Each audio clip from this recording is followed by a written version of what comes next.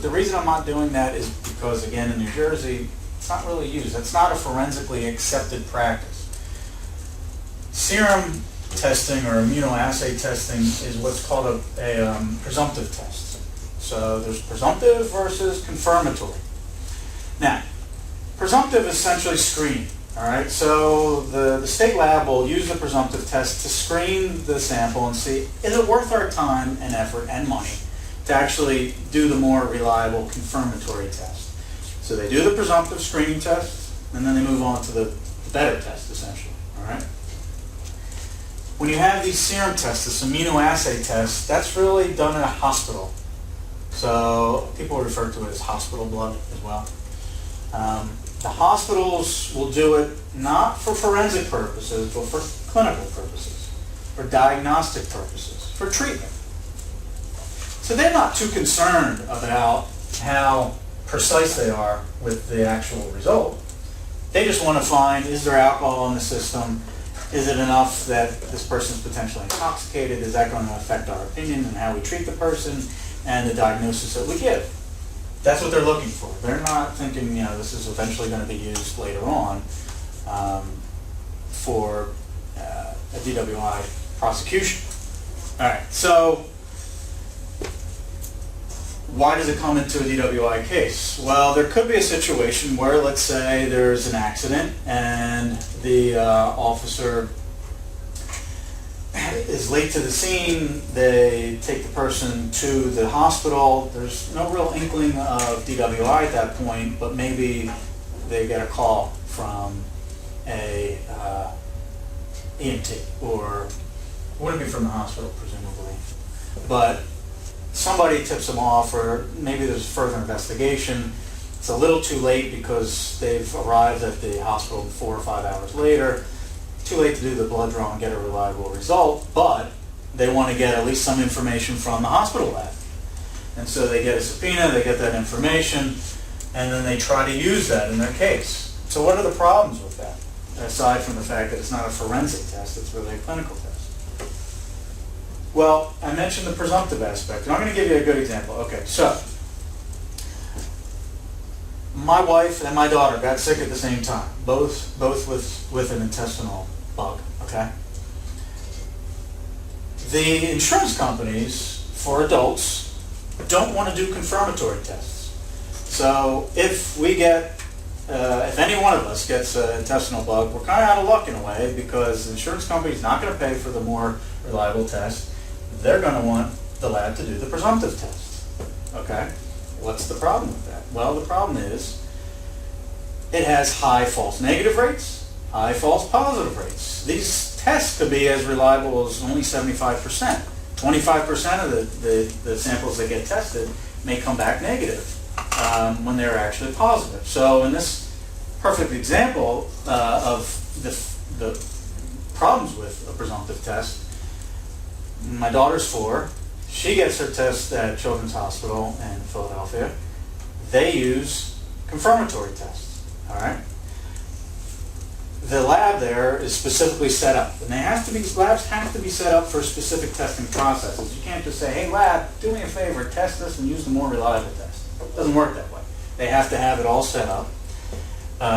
So for kids, I'm just assuming that the insurance is going to pay for it. It's more important to make sure that you diagnose this for a child before the child gets really sick. That can happen. My daughter gets tested, comes back positive. She's got this bug. She takes the medication, goes away in a couple of days. My wife gets tested. She feels awful, but they say, nah, negative. She proceeds to feel awful for another 2 months, gets tested over those 2 months 5 separate times. 4 tests come back negative. The 5th test comes back positive. They give her the medication. She feels good 3 days later. So that's the problem with the presumptive test. Okay. Serum blood analysis. Now, as I said, it's done in a hospital. Typically, what happens is that when you separate the whole blood and just test the serum, it actually creates a higher level of ethanol. All right. So, well, is there a known number of correlation between whole blood and serum blood when it's being tested? where we can figure out if it was tested with a whole blood confirmatory process, what would be the correlation. There is supposedly a 0.16 correlation. So you multiply the final result by serum by 0.16, and it's going to reduce the final serum result, and you're supposed to get the true whole blood result. All right? It doesn't work that way, though. If you ask true scientists, there are studies out there where they'll say there's a 0.16 correlation. However, it doesn't necessarily work that way. With most scientists are going to tell you there's really no reliable study out there to show that there's a correlation.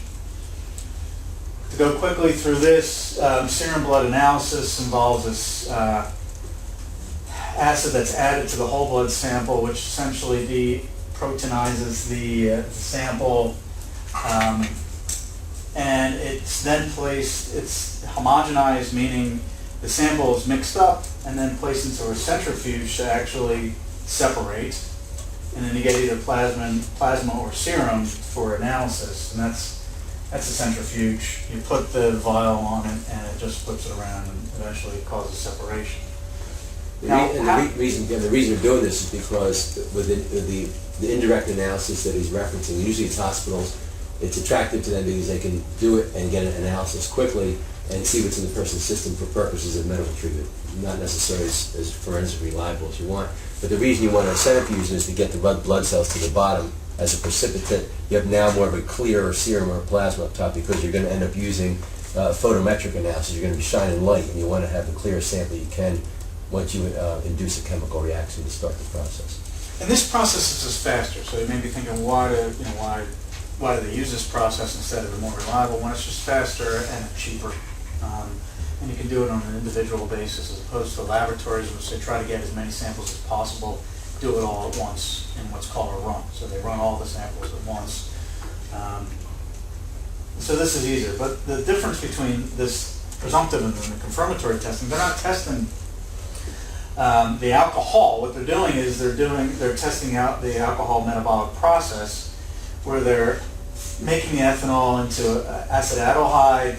They're adding ADH, which is a chemical, and NAD, and then they're forming NADH, and they're testing the amount of NADH. So you got this ethanol in your system, and you put all these chemicals in there, and there's supposed to be a correlation between the amount of NADH and ethanol, and then they measure the NADH. They're not even measuring actual ethanol.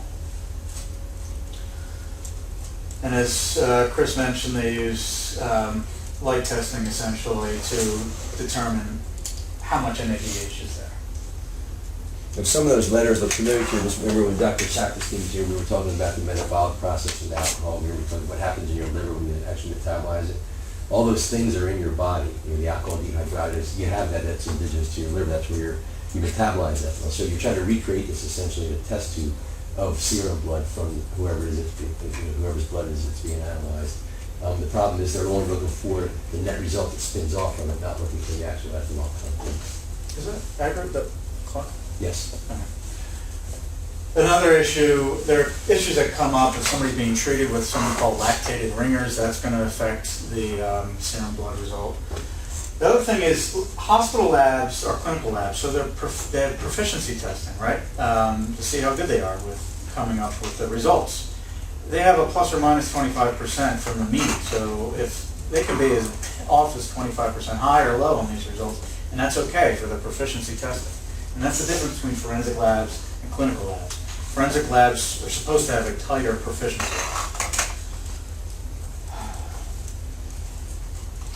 So here are some other issues I'm not going to go into, we're running out of time, but what you need to know in New Jersey, there's a case, State v. Lutz, 309 NJ Super 317, bad case, which basically allowed a hospital result to come in using this 0.16 correlation.